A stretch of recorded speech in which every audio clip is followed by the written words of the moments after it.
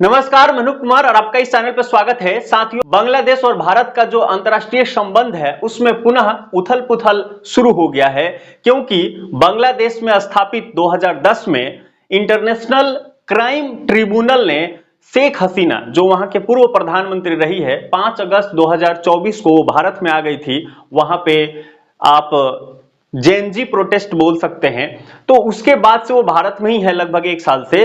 तो ट्रिब्यूनल ने ये सजा सुनाया है, फांसी की सजा। All these 3 counts we have decided to inflict her with only one sentence, that is sentence of death.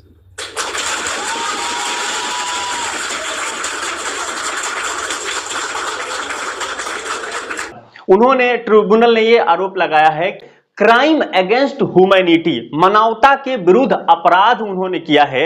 आपको याद होगा जब वहां पे प्रोटेस्ट हो रहे थे, एक मुद्दा था आरक्षण को लेकर के, जो पहले स्वतंत्रता सेनानियों ने अपना दिया था योगदान, उसको आधार बना करके शेख हसीना ने यह नियम ला दिया था कि उनके बच्चों को आरक्षण दिया जाएगा, विशेष छूट दिया जा रहा था। तो वहां के लोगों का आरोप था कि इसमें भ्रष्टाचार हो रहा है बहुत, और देश के जो सिस्टम है उसमें करप्शन ज्यादा हो गया है। इस तमाम वजहों से वहां पे आंदोलन शुरू हो गया और धीरे धीरे आंदोलन इतना विकराल हो गया कि राष्ट्रपति भवन, प्रधानमंत्री भवन, ये सब चीजों को कैप्चर कर लिया गया और वहां पे लोग सेल्फी वगैरह लेना शुरू कर दिए थे। और इतना प्रोटेस्ट हावी हो गया कि प्रधानमंत्री को अपना देश छोड़ के भागना पड़ा और वो भारत चली आई।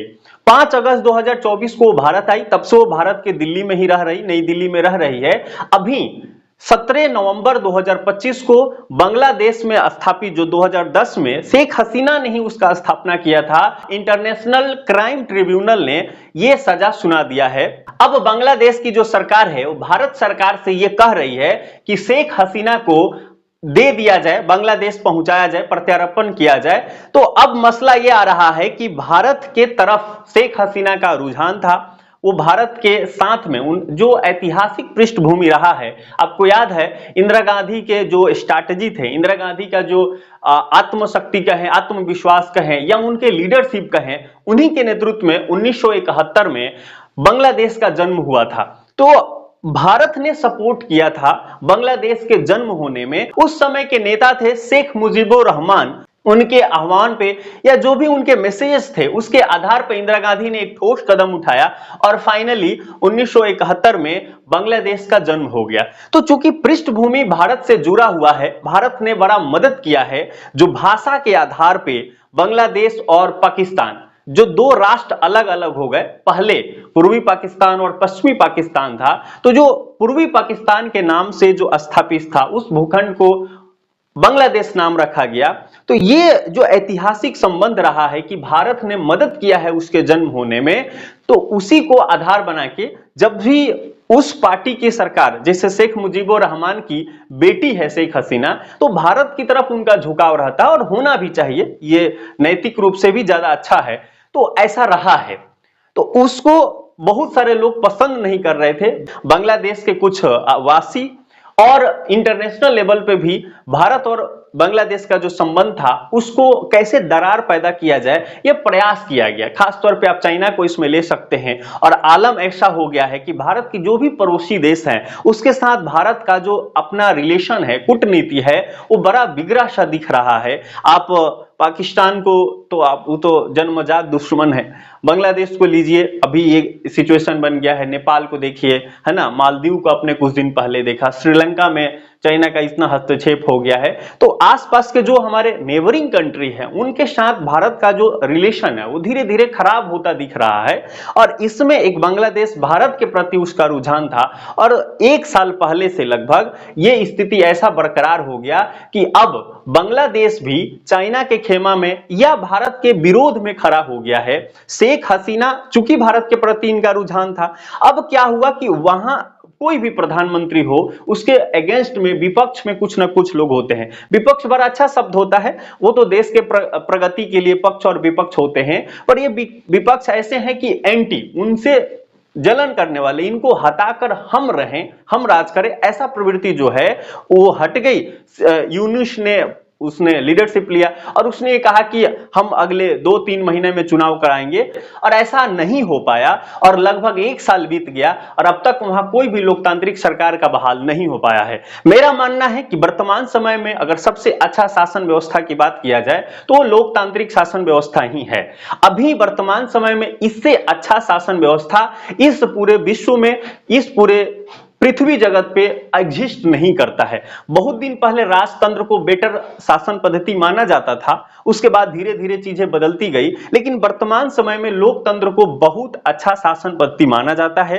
इससे और बेहतर शासन व्यवस्था अब तक स्थापित नहीं हो पाया है, राजनीति विज्ञान के वैज्ञानिकों ने खोज नहीं पाया है। तो मेरा मानना है कि वहां लोकतंत्र स्थापित होने चाहिए, गणतंत्र स्थापित होना चाहिए। इसी के आधार पर किसी भी देश का अच्छा निर्माण हो सकता है। बांग्लादेश इसी कड़ी में आगे बढ़ सकता है। पहले जब शेख हसीना वहां पे शासन व्यवस्था चला रही थी तो बताया जा रहा था कि यहाँ भ्रष्टाचार बहुत ज्यादा हो गया था। तो देखिए, डेमोक्रेसी के साथ साथ ब्यूरोक्रेसी उसको चलाने के लिए व्यवस्थाएं आती है, और अंग्रेजों का ये जन्म किया हुआ चीजें हैं कि ब्यूरोक्रेसी के साथ साथ करप्शन आ जाता है। तो हमको मिनिमाइज करना है, करप्शन कम से कम हो, ये जरूरी होता है। तो करना चाहिए, इस दिशा में काम करना चाहिए। अब पुरानी सारी व्यवस्थाओं को एकदम सा बदल दे, एकदम सा उखाड़ फेंके और एक नया व्यवस्था बना दे, तत्काल प्रभाव दिखता है कि ऐसा हो जाएगा, वैसा हो जाएगा, पर ऐसा होता नहीं। आप ऐसे सोचिए कि शेख हसीना की सरकार चली गई तो क्या आज बांग्लादेश में भ्रष्टाचार खत्म हो गया है, करप्शन खत्म हो गया है एकदम सा?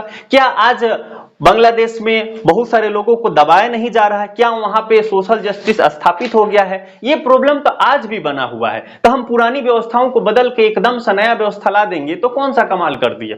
तो अगर क्रमागत रूप से अगर परिवर्तन होता है तो बड़ा अच्छा माना जाएगा। तत्काल एकदम सा अमूलचूल परिवर्तन कर देना किसी भी देश के लिए, किसी भी व्यवस्था के लिए अच्छा नहीं माना जा सकता है। हमें क्रमिक रूप से आगे बढ़ना चाहिए, तो उनको उस पर काम करना चाहिए। अब आप सोचिए, एक राष्ट्रपिता का मूर्ति तोड़ी जा रही है। आपने देखा 1 साल पहले जो घटनाएं घटी थी, ये मूर्ति तोड़ी जाएगी तो क्या होगा?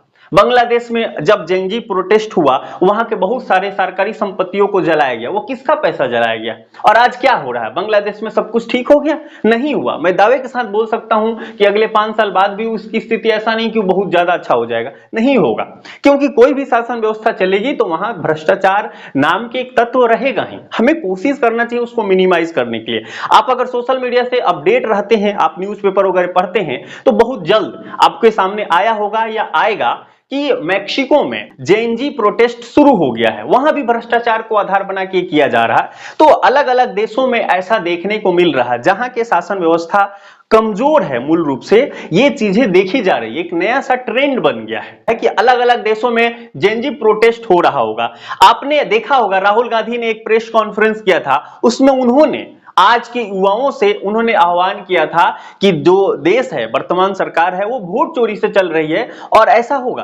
तो उन्होंने भी कुछ इस टाइप का ही जेएनजी प्रोटेस्ट को उन्होंने सोचा था कि ऐसे कराएंगे। तो निश्चित ही मैं इस चीज का खंडन करता हूं, ऐसा नहीं होना चाहिए। राहुल गांधी साहब, अगर आपके पास इतना ही प्रमाण है, मैं भी अगर मान लूं कि हाँ ऐसा है, आप भी मान रहे, दुनिया मान ले, सब ठीक है। हमारे देश में सुप्रीम कोर्ट है, अंतिम रूप से माना जाता है कि वो निष्पक्ष है, सब चीजें ठीक चल रही है। आपके पास प्रमाण है, आप वहां पेश कीजिए। आप ही की जो दादी जी थे इंदिरा गांधी, उनको इलाहाबाद कोर्ट में पेश किया गया था और इमरजेंसी लग गया था। तो आपके पास प्रमाण है, तो अगर इलाहाबाद कोर्ट अगर ऐसा दे सकता है जजमेंट जिससे इंदिरा गांधी कटघरे में खड़ा हो सकती है और उसके बाद ये पूरा इमरजेंसी जैसा सिचुएशन क्रिएट हो सकता है, तो फाइनली तो यही देखा जाएगा ना कि जब कोर्ट ने इंटरवीन किया एक सबूत के आधार पे, तो ऐसी परिस्थितियां बनी थी। तो अगर मोदी जी के या मोदी गवर्नमेंट के खिलाफ आप प्रमाण प्रस्तुत करेंगे, तो सुप्रीम कोर्ट अगर ऐसा कुछ देखता है, प्रमाण अगर स्थापित होता है, तो ऐसा निर्णय लिया जा सकता है। तो आह्वान करने की,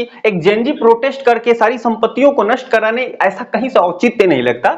आप विपक्ष के नेता हैं, बड़ा अच्छा बोलते हैं, पढ़े लिखे हैं, तो मुझे लगता है कि आपको इस दिशा में कदम उठाना चाहिए। पूरे देश में आप क्या विचार रखते हैं जेएनजी प्रोटेस्ट को लेकर, सरकारी संपत्तियों को जला देना, आपका इसमें क्या विचार है, ये आपको बताना है। दूसरा आपको विचार रखना चाहिए कि भारत ने शेख हसीना को बांग्लादेश को सौंपेंगे, ऐसा अब तक स्पष्ट नहीं किया है। और मेरे हिसाब से भारत सरकार इतना दबाव में नहीं आएगी बांग्लादेश के, चाहे कोई भी परिस्थिति हो जाए, कि वो शेख हसीना को सौंप देगी कि बांग्लादेश लीजिए, कि मोहम्मद यूनुस ये लीजिए शेख हसीना, ऐसा और फांसी पर चढ़ा देंगे, ऐसा नहीं होगा। तो मुझे लगता है कि मानवता के विरुद्ध अपराध उन्होंने किया है शेख हसीना ने, और भारत अगर ऐसा सौंप देता है तो ये कूटनीति में अपराध हो जाएगा। ऐसा नहीं करना चाहिए और भारत करेगा भी नहीं। एक भारतीय होने के नाते हमें इतना विश्वास है भारतीय कूटनीति पे कि वो शेख हसीना को इतना आसानी से और ऐसे प्रस्तुत नहीं कर देगा कि फांसी की सजा हो जाए। निश्चित ही वो नहीं सौंपेंगे और ऐसा करना भी नहीं चाहिए कि हम सौंपे और किसी को फांसी की सजा हो जाए।